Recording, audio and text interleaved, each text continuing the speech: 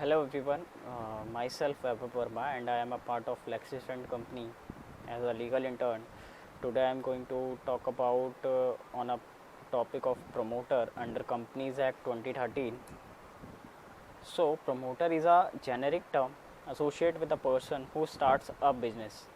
In common in common language, this person is also referred as a founder of the business. A promoter typically is responsible for raising capital, targeting initial leads, and chasing initial business opportunities, entering into initial contracts for the business formation, and incorporating the company. So we can say that promoter is the founder person of the business. Basically, a promoter is the one who undertakes to form a company with reference to a given project and to set it going, and who takes necessary steps to accomplish that purpose.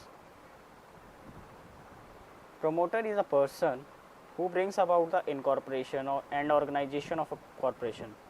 He brings together the person who become interested in the enterprise, aid in procuring subscription, and sets in motion the machinery which leads to the formation itself.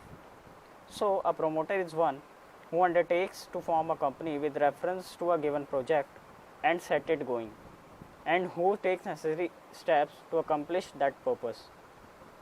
Promoter has been defined under section 2 subclause 69 of the Companies Act 2013 as promoter means a person who has been named as such as who has been named as such in a prospectus or is identified by the company in the annual return referred to in section 92, or B, who has control over the affairs of the country who has control over the affairs of the company directly or indirectly, whether as a shareholder, director, or otherwise.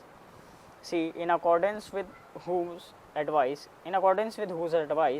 direction or instructions, the board of director of the company is accustomed to act. Now let's see what are the duties and obligations of a promoter. Number one duty is a promoter must not make any secret profit at the company's expense. Any profit which the promoter makes after he has begun to promote the company and benefit of any contract in which he enters during that period belongs to the company. Where a promoter fails to make full disclosure of the profit that he is making, the company can sue him for damages and recover the profit along with interest.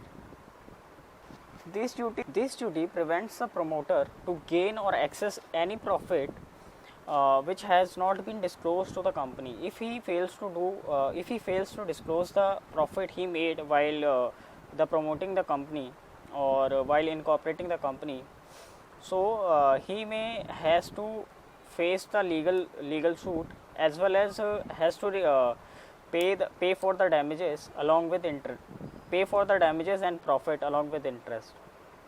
Now, duty of promoter to fully disclose all relevant fact. A promoter is not allowed to derive a profit from the sale of owns property to the company unless all material facts, that is those facts which might affect the willingness of the company to purchase the property, are disclosed. If full disclosure is not made, the company can either repudiate the contract or affirm the contract, and company can recover the profit made out of it by the promoter. That is, company can recover such profit which have been made up by the contract and by the promoter. Now let's see what is third duty. Third duty is that the promoter not to make any unfair use of their position and disclose their true position to the company. And such disclosure can be made by following ways. Number one, to an independent board of director who can and do exercise an independent and intelligent judgment on the transaction, not those who are nominees or in the pay of promoter. That promoter has to disclose his identity to the independent independent board of director who has who can do exercise and independent who can and do exercise and independent and intelligent transaction. Second, if he fails to do the disclosure again disclosure in front of the independent director, then he has to disclose his identity to the whole body of persons who are invited to become the shareholders of the company, not just a selected few. Number 3 way is to disclose his identity into the prospectus of the company, and last way is to disclose his identity in the articles of the company, that is to publish his identity in the article of a company. I hope you like the video. Thank you.